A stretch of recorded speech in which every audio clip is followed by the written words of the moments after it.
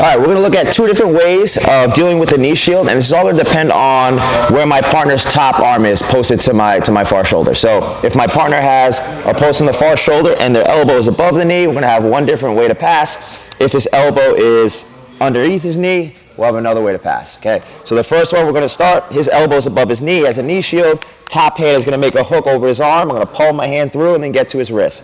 As soon as I get to his wrist, I'm punching his hand out, blading my shoulders, and then once I blade my shoulders, I cover the space with my elbow, my shoulder, and I drop down. Now, we have a few options from here. We're just gonna go cross-face underhook. So with my underhook, elbow stays in front of his chest.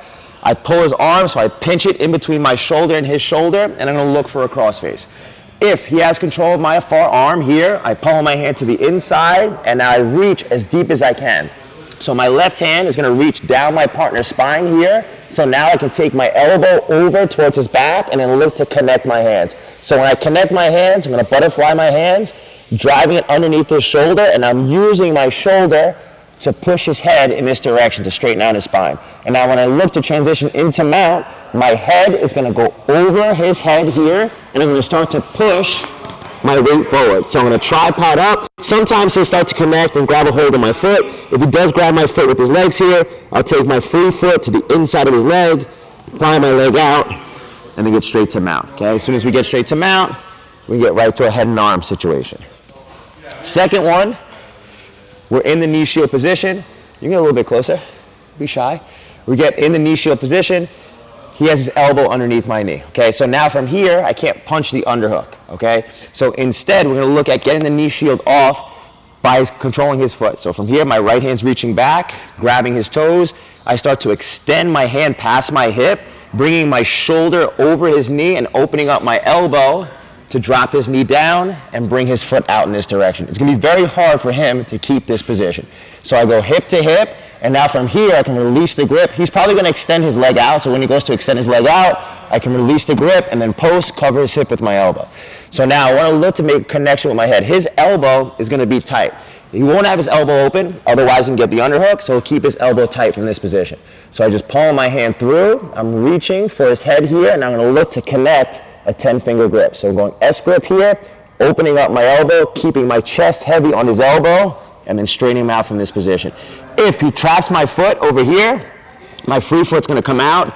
I use that to kick, kill his hips, and then get right past. So one more time. Just turn this way. So here, first one, he has his arm, so we're in the knee shield position. He has his arm over, so I'm looking for the underhook. I cover his arm, I pull my hand through, and I go right to his wrist.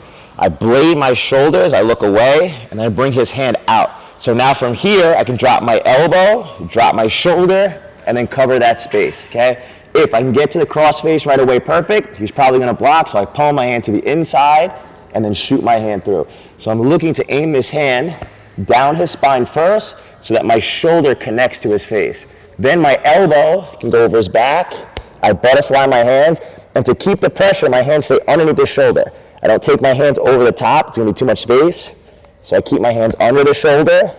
I drive my shoulder first. My head goes down, it clears that knee. He might trap my foot there, so I can bring my knee over the top to a 3/4 mount, look to free my leg, and then walk up into a head and arm. Okay, second one. If he's doing a good job of hiding his elbow, I can't get the underhook from here, so I work on the knee shield first. So my right hand, let's just turn this way so they can see. My right hand reaches back at the toes. I start to bring my chest past his knee, opening up, then dropping my hip down. He goes to extend his leg out, I release the grip, and we end up here. So if I can get the underhook, perfect. If I can't, so just turn to the side. If I can't get the underhook, I have to go for a 10-finger grip. So from here, I pummel just to release that first hand and then connect my hands. I'm using my elbow to turn his head. So as if I was grabbing like a collar from here, cross collar grip. I'm using my elbow, once I connect my hands, to flatten him out. From driving forward, my foot comes out, and we end up chest to chest. And a little sneaky little choke. Okay.